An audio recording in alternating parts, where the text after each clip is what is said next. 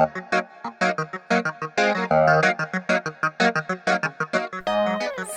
tout le monde, j'espère que vous vous portez bien. C'est encore Spirit Show avec la voix de Nicolette Gata. Au menu aujourd'hui, nous allons parler de la fameuse application FaceApp. Cette application qui vieillit vos selfies a d'abord provoqué un flash mob sur les réseaux sociaux, puis suscité l'inquiétude des utilisateurs au sujet de la sécurité de leurs données personnelles. Mais qui est derrière FaceApp? Qui en est le fondateur? C'est le russe Yaroslav Goncharov. Diplômé de la faculté de mécanique et de mathématiques de l'université d'État de Saint-Pétersbourg, il en est le fondateur et le CEO. Cette application a poussé une horde d'internautes des quatre coins du monde à vieillir leur portrait. Cette application n'est pas du tout nouvelle. Elle a fait son apparition sur l'App Store vers fin janvier 2017. Déjà vers février de la même année, elle s'est classée en première ligne du palmarès de l'App Store aux États-Unis, au Royaume-Uni et dans plusieurs autres pays. Par le passé, l'application contenait le filtre dit Show Hat Mode Sexy, mais suite aux plaintes, on l'a accusé du racisme. Goncharov a dû supprimer ces filtres. La nouvelle vague de popularité, à quoi est-elle due? Il est difficile de donner une réponse univoque. L'un des facteurs est sans doute lié au fait que le réseau des neurones dans la nouvelle version de l'application est devenu plus sophistiqué. Les clichés traités paraissent très naturels. Et c'est justement le filtre vieillissant qui est le plus populaire. Un hashtag FaceApp Challenge a même vu le jour en ligne et à l'heure actuelle, il recueillit plus de 76 000 publications sur Instagram.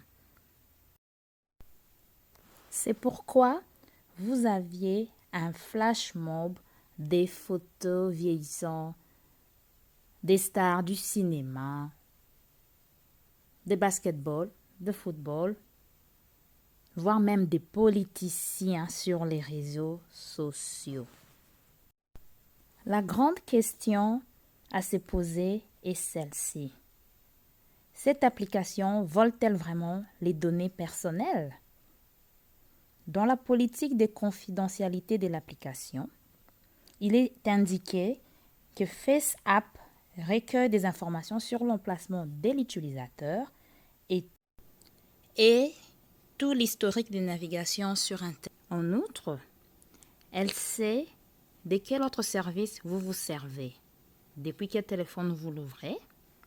Certes, elle a accès aux photos que vous téléchargez, soit via cette application, soit via Facebook, seulement si vous vous êtes connecté via ces réseaux sociaux. En outre, il est indiqué que l'application collecte d'autres données qui aident à perfectionner le service, sans que des détails soient fournis. Les développeurs de FaceApp assurent qu'ils ne transmettront pas les données de leurs utilisateurs à une tierce partie et que toute l'information est rendue anonyme. Cependant, la firme ne cache pas qu'elle partage des informations avec des partenaires publicitaires tiers. Ding dong!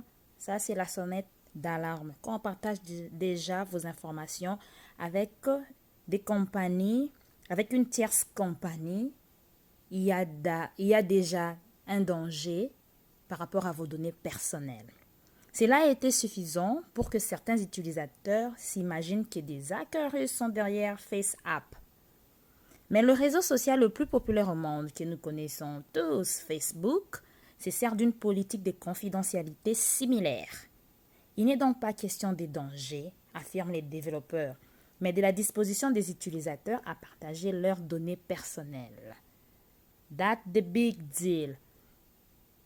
Le problème maintenant revient aux utilisateurs. À chaque fois que vous téléchargez une application, on vous demande est-ce que vous donnerez par exemple tel accès à telle information. On donne toujours l'accès, on vous demande toujours l'accès à quelque chose. Donc c'est à vous de faire le choix. Prudence exige. Avant que je conclue sur ces sujets et dans mon point de vue, je vais vous demander de vous abonner et de cliquer la cloche de notification. Comme ça, quand je vais poster mes vidéos, vous les verrez directement.